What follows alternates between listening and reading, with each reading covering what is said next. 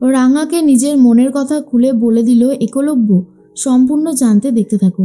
গল্পের শুরুতেই দেখা যায় যে সবাই মিলে ভাবতে থাকে এবারে ঠিক কি করবে একলব্য। আর তারপরেই চলে এসেছে রাঙা। রাঙা এসে বলে কি আর করবে, এবারে উড়ানবাবু আইরি দিদিকে আংটি পরিয়ে দেবে।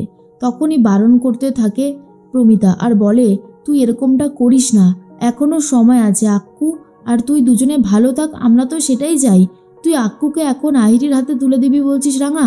নিজের স্বামীকে অন্য কারোর হাতে তুলে দিতে তোর কষ্ট হবে না?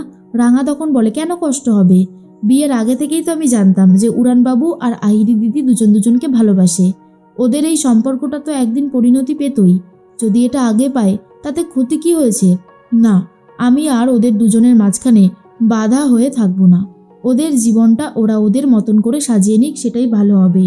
তখন নবারুণ বলে আর একবার ভেবে দেখ রাঙা, তুই যেটা করছিস সেটা কিন্তু ঠিক হচ্ছে না। রাঙা তখন বলে আমার তো কোনোভাবেই মনে হচ্ছে না যে আমি কিছু ভুল করছি, যা করছি সেটা একদমই ঠিক হচ্ছে। এর মধ্যেই আহিরি আর একলব্য নিচে চলে এসেছে। একলব্য বলে রাঙার খুব ইচ্ছা আমাদের এঙ্গেজমেন্ট দেখবে, সেটাই হবে, আমরা আমাদের এঙ্গেজমেন্ট ওর সামনেই করব।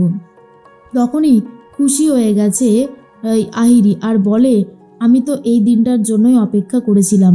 তখনই মনে মনে একটা কথাই ভাবতে থাকে রাঙা, যে এটাই তো মেনে নিতে হতো, এটা যত তাড়াতাড়ি মেনে নেব তত তাড়াতাড়ি আমার জন্য ভালো। রাঙা তখন উড়ানবাবুকে বলে আমি তো ওদের আংটিটা খুলে দিচ্ছি, আর শঙ্খ নিয়ে এসে শঙ্খ বাজাতে বলে। তখন খুব খারাপ লাগে প্রমিতার, কিন্তু প্রমিতা একার চাহিদাতে কিছুই করে উঠতে পারছে না। রাঙা তখন বলে নে উড়ানবাবু, তুই এবারে আইরি দিদিকে আংটিটা পরিয়ে দে। এরপর উড়ানবাবু আহিরিকে আংটিটা পরিয়ে দেয়, আর তখন আহিরিও উড়ানবাবুকে আংটি পরিয়ে দিতেই এঙ্গেজমেন্ট কমপ্লিট হয়ে যায়। তখনই রাঙা আহিরির হাত উড়ানবাবুর হাতের ওপর দিয়ে বলে উড়ানবাবু, সারা জীবনে তুই অনেক ভালো থাকিস আর আহিরি দিদিকে ভালো রাখিস। একলব্য তো এই রাঙার কুকীর্তিগুলোকে মেনে নিতে পারছে না। রাঙা যে কেন এই কাজগুলো করছে বুঝতে পারছিল না একলব্য। একলব্য যে রাঙাকে ভালোবেসে ফেলেছে সেটা একলব্য নিজেও বুঝতে পারে। এরপরেই রাত হতেই তখন একলব্য চিৎকার চেঁচামেচি শুরু করেছে। রাঙাকে ডাকাডাকি করে আর বলে রাঙা, আমার জিনিসপত্রগুলো কোথায় রয়েছে? তুমি গুছিয়ে রাখুনি কেন? কালকে সকালের ফ্লাইটেই তো আমি বেরোবো। আর তার থেকেও বড় কথা, দুদিন কাজ করো দুদিন করো না, এরকম করে কাজ করতে কে বলেছে? তার থেকে বরং করবে না, আমি নিজের কাজ নিজেই গুছিয়ে নেব। রাঙা তখন বলে তুই আমার সাথে এইভাবে কথা বলছিস কেন উড়ানবাবু? আমি তো গুছিয়ে দিই, আজও গুছিয়ে দিতাম, সব কিছুই গোছানোই রয়েছে, শুধু ব্যাগে ভরে দিলেই হয়ে যাবে। রাঙার তো খুব খারাপ লাগে। একলব্য তখন বলে বেশ করেছি, তুমি যখন আমার দিকটা ভাবছো না, আমিও বা তোমার দিকটা কেন ভাববো? তখনই রাঙা বলে ভাবতে হবে না, আমি তো চলেই যাব, আমাকে ডিভোর্সটা দিয়ে দিস, আমি এখান থেকে অনেক দূরে চলে যাব, যেখানে আর রাঙার খোঁজ তুই পাবি না। তখনই একলব্য বলে এই শোনো, তোমার সাথে একটা কথা আছে, সামনেই কম্পিটিশান আছে, সেখান থেকে তোমাকে চিঠি দিয়েছে, এই দেখো। তার মধ্যেই তখনই মনে মনে একটা কথাই ভাবছিল রাঙা, এখনও উড়ানবাবু আমাকে নিয়ে ভেবে চলেছে। তখন একলব্য বলে আগেরবার যে তুমি টিচারের পাল্লায় পড়েছিলে, ফ্রড টিচার, আশা করি এবার এরকম কিছু হবে না। তবুও যদি তুমি কোনো বিপদে পড়ো আমাকে ডাকতে কিন্তু ভুলো না। রাঙা বলে কেন রে, তোকে ডাকতে যাব কেন?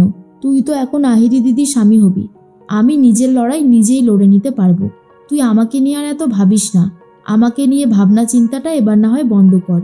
একটা কথা মনে রাখিস, এই রাঙা অনেক কিছুই করতে জানে, আমাকে নিয়ে তোকে আর চিন্তা করতে হবে না।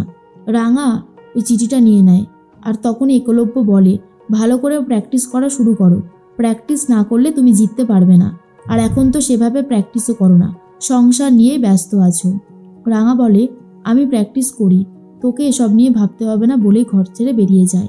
একলব্য তখন বলে আমি যে কেন ওর সাথে খারাপ ব্যবহার করলাম বুঝতে পারছি না, আমার কেন এত কষ্ট হচ্ছে, কেন আমি আহিরিকে মেনে নিতে পারছি না? তাহলে সত্যি তো আমি তো রাঙাকেই ভালোবেসে ফেলেছি। এরপরেই রাঙাকে নিয়েই চিন্তা করতে থাকে একলব্য আর বলে যদি আমি না থাকি, ওর যদি কোনো বিপদ হয় তখন কি হবে? না, আমাকে খুব ভালোভাবেই রাঙার ওপরে নজর রাখতে হবে, যাতে রাঙার কোনো ক্ষতি না হয়। আরও এমনই মেয়ে বিপদে পড়লেও হয়তো আমাকে ডাকবে না, নিজেই বিপদ থেকে বাঁচবার চেষ্টা করবে, কিন্তু আমারও কিছু দায়িত্ব কর্তব্য আছে যেগুলো আমি সরিয়ে দিতে পারবো না, ওর ওপরে তো আছেই। এরপরে রাঙাকে একদিন নিজের মনের কথা খুলে বলবে বলেও ঠিক করেছে এই একলব্য। সে যে আইরিকে ভালোবাসে না সেটা খুব ভালো মতনই বুঝতে পেরে গেছিল একলব্য নিজেই।